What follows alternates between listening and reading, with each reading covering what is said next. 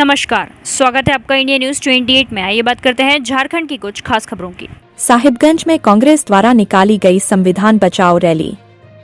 साहिबगंज जिले के बड़हरवा में कांग्रेस की ओर से बुधवार को संविधान बचाओ रैली निकाली गई।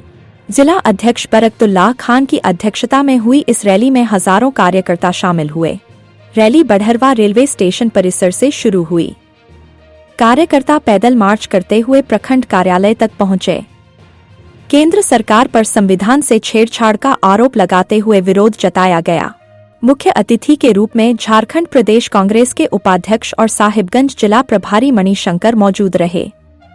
उन्होंने कहा कि संवैधानिक संस्थाएं जैसे ईडी, सीबीआई और इनकम टैक्स अब भाजपा की शाखा की तरह काम कर रही हैं।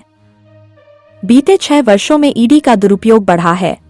5 वर्षों में ईडी में 7,000 केस दर्ज हुए। इनमें से केवल 122 केस व्यापारी या अधिकारी पर थे, बाकी केस राजनीतिक लोगों पर दर्ज किए गए। उन्होंने कहा कि झारखंड इसका बड़ा उदाहरण है। मुख्यमंत्री हेमंत सोरेन को ईडी ने जेल भेजा। 5 महीने बाद भी कोई साक्ष्य नहीं दे पाए।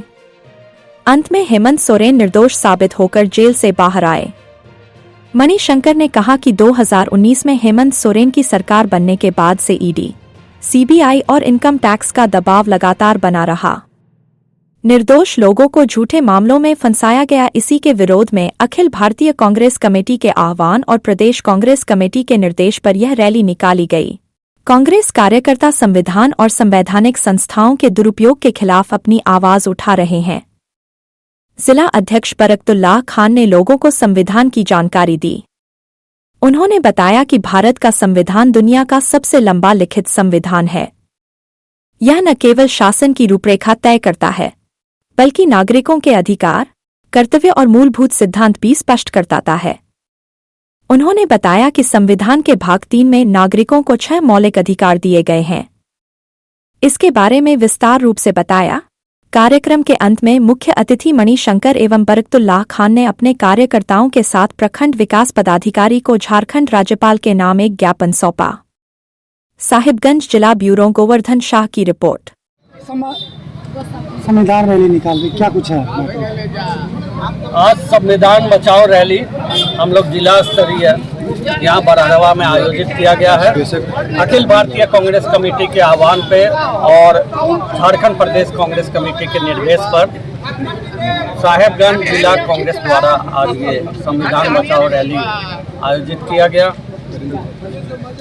विगत कुछ वर्षों से हम लोग देख रहे हैं, एक दशक से, और कि संविधान में बदलाव लाने की, संविधान में छेड़छाड़ करने की, साथ साथ संवैधानिक जो संस्थाएं हैं, ईडी, सीबीआई, इनकम टैक्स, उसके दुरुपयोग की कई घटनाएं सामने आई। विगत 5 वर्षों में 6,500 केस दर्ज हुए ईडी में, जिसमें से मात्र 122 केस गैर राजनीतिक लोगों पे, अफसर या व्यापारियों पे दर्ज हुआ। जो बाकी केस थे सारे राजनीतिक द्वेष भावना से यह केस दर्ज किया गया और ईडी, सीबीआई और इनकम टैक्स नरेंद्र मोदी की सरकार में भाजपा का शाखा की रूप में काम कर रही है और इसका जीता जागता उदाहरण झारखंड रहा है।